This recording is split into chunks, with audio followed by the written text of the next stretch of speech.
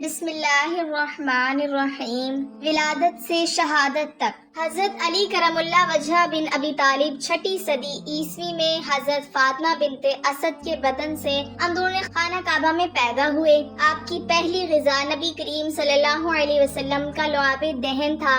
صغر سنی میں بعض وجوہ کی بنا پر حضور صلی اللہ علیہ وسلم کی کفالت میں آ گئے اور دربار نبوت سے آخر تک جڑے رہے۔ 10 سال کی عمر میں اسلام قبول کیا۔ خود فرمایا کرتے تھے کہ میں نے بتوں کی پوجا کبھی نہیں کی، اور حضرت صلی اللہ علیہ وسلم کے بعد اس سے پہلے کسی نے خدا کی عبادت نہیں کی۔ ابتدائی عمر سے ہی حضور صلی اللہ علیہ وسلم از حد تک محبت کیا کرتے تھے۔ جب کوہ صفا پر چڑھ کر حضور نے اعلان نبوت کیا تو آپ کی آواز پر کسی نے بھی کان نہیں دھرا، مگر حضرت علی جو اس وقت عمر میں کم تھے، کہا گو کہ میں عمر میں چھوٹا ہوں اور مجھے آشوب چشم کا عارضہ ہے اور میری ٹانگیں پتلی ہیں، تاہم آپ کا دست و بازو بنوں گا۔ بوقت ہجرت مدینے، جس وقت آپ کی عمر 22 سال کی تھی، آپ اپنی جان کی بازی لگا کر حضور صلی اللہ علیہ وسلم کی بستر پر پوری رات لیٹے رہے اور حضور صلی اللہ علیہ وسلم ہجرت کے لیے نکل گئے۔ اس کے 3 دن بعد خود بھی حضور سے جا ملے۔ مدینے پہنچنے کے بعد جب نبی کریم صلی اللہ علیہ وسلم کا جو مظاہرہ کیا اور جو کارائے نمایاں انجام دیے، وہ آپ رضی اللہ تعالی عنہ کی زندگی کا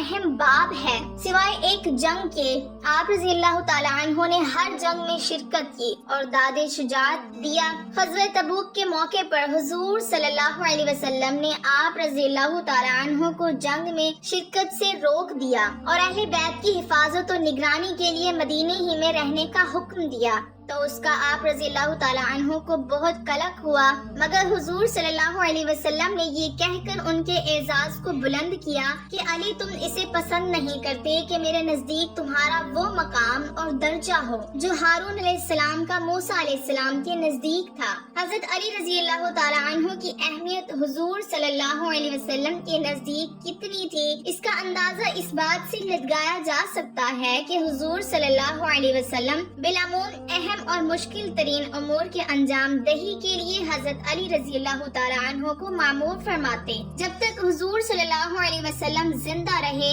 دام در میں قدم سخن ہر لحاظ سے حضور کی فرمانبرداری اور اطاعت کرتے رہے۔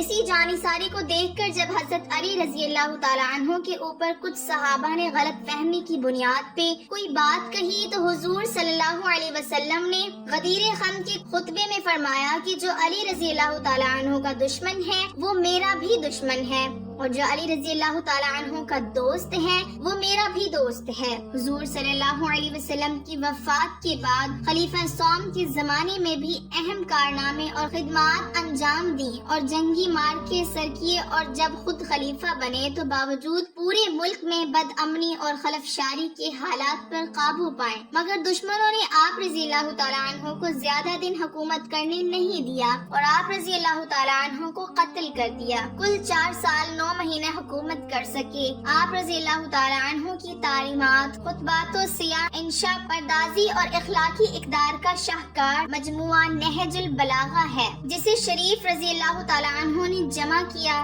پیش نظر مضمون میں حضرت علی رضی اللہ تعالی عنہ کے بعض اہم اخلاقی قدروں پر روشنی ڈالی گئی ہے جو انسانوں کے لیے مینار نور ہیں۔ حضور صلی اللہ علیہ وسلم کی راحت رسانی کے لیے ہر وقت بے چین اور مضطرب نظر آتے تھے۔ اپنے گھر فاقہ ہے، مگر حضور صلی اللہ علیہ وسلم تو اس حالت میں دیکھنا ایک پل کے لیے بھی گوارا نہیں، یہاں تک کہ محنت و مشقت اور مزدوری کر کے حضور صلی اللہ علیہ وسلم کی راحت رسانی کا انتظام فرماتے۔ ابن عساکر کی روایت ہے کہ ایک روز رسول اللہ صلی اللہ علیہ وسلم کے گھر میں فاقہ تھا۔ حضرت علی کرم اللہ وجہ کو معلوم ہوا تو وہ مزدوری کی تلاش میں نکل گئے تاکہ اتنی مزدوری مل جائے کہ رسول خدا صلی اللہ علیہ وسلم کی ضرورت پوری ہو جائے۔ اس تلاش میں ایک یہودی کے باغ میں پہنچے اور اس کے باغ کی سینچائی کا کام اپنے ذمہ لیا۔ مزدوری یہ تھی کہ ایک ڈول پانی کھینچنے کی اجرت 1 کھجور۔ حضرت علی رضی اللہ تعالی عنہ نے 17 ڈول کھینچے۔ یہودی نے انہیں اختیار دیا کہ جس نوع کی کھجور چاہیں لے لیں۔ حضرت علی رضی اللہ تعالی عنہ نے 17 اجوا لیے اور رسول خدا صلی اللہ علیہ وسلم کی خدمت میں پیش کر دیا۔ فرمایا یہ کہاں سے لائے؟ عرض کیا یا نبی صلی اللہ علیہ وسلم مجھے معلوم ہوا ہے کہ آج گھر میں فاقہ ہے، اس لیے مزدوری کے لیے نکل گیا تاکہ کچھ کھانے کا سامان خرید سکوں۔ رسول کریم صلی اللہ علیہ وسلم نے فرمایا تم کو اللہ اور اس کے رسول صلی اللہ علیہ وسلم کی محبت نے اس پر آمادہ کیا تھا۔ عرض کیا ہاں یا رسول اللہ صلی اللہ علیہ وسلم۔ رسول کریم صلی اللہ علیہ وسلم نے فرمایا اللہ اور اس کے رسول صلی اللہ علیہ وسلم سے محبت کرنے والا ایسا کوئی نہیں جس پر افلاس اس تیزی سے آیا ہو جیسے سیلاب کا پانی اپنے رخ پر تیزی سے بہتا ہے، اور جو اللہ اور اس کے رسول صلی اللہ علیہ وسلم سے محبت کرے اس کو چاہیے کہ مصائب کے روک کے لیے ایک چھتری بنا لیں، یعنی حفاظت کا سامان کر لیں، یعنی ذکر و اذکار۔ بیت المال کی رقم سے اعتراض حضرت علی رضی اللہ تعالیٰ عنہ نے اپنے پورے دور خلافت میں ایک حبہ بھی بیت المال کا اپنی ذات پر خرچ نہیں کیا، بلکہ بعض لوگوں نے اس کو بطور ہدیہ دیے، اسے بھی خلق خدا کی امانت سمجھ کر بیت المال میں جمع کر دیا۔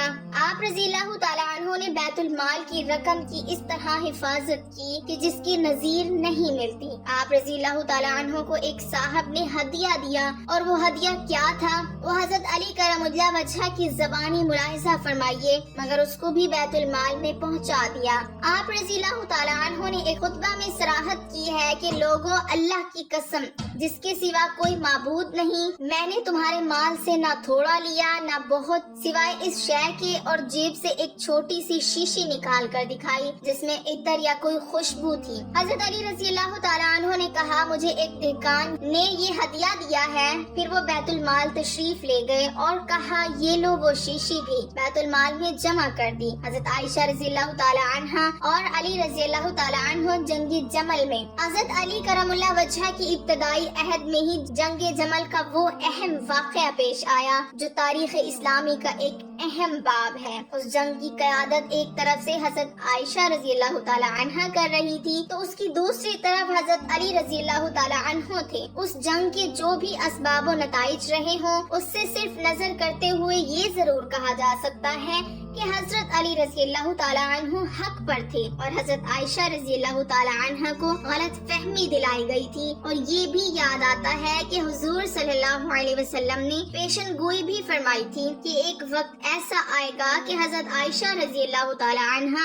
حضرت علی رضی اللہ تعالیٰ عنہ سے ناحق جنگ کریں گی جو اس جنگ میں ظاہر ہوئی۔ اس جنگ کے ایک جوش کن نتائج یہ برآمد ہوئے کہ بقول امام ابو حنیفہ حضرت علی رضی اللہ تعالیٰ عنہ حق پر تھے، اور اگر حضرت علی رضی اللہ تعالیٰ عنہ ان سے اس طرح کا معاملہ نہ کرتے تو کسی کو معلوم نہ ہوتا کہ مسلمانوں کے درمیان آپس میں جب اختلافات ہو تو کیا طرز عمل اختیار کیا جائے۔ اس جنگ میں حضرت علی رضی اللہ تعالیٰ عنہ نے حضرت عائشہ رضی اللہ تعالیٰ عنہ کے ساتھ جو اخلاق و کردار کا مظاہرہ کیا اس کو دیکھ کر حضرت عائشہ رضی اللہ تعالیٰ عنہ ندامت کا اظہار کرتی تھی اور کہا کرتی تھی کہ کاش میں یوم جمل سے پہلے دنیا سے رخصت ہو گئی ہوتی۔ وہ جب بھی اس دن کو یاد کرتی تو اس قدر روتی کہ ان کا دوپٹہ تر ہو جاتا۔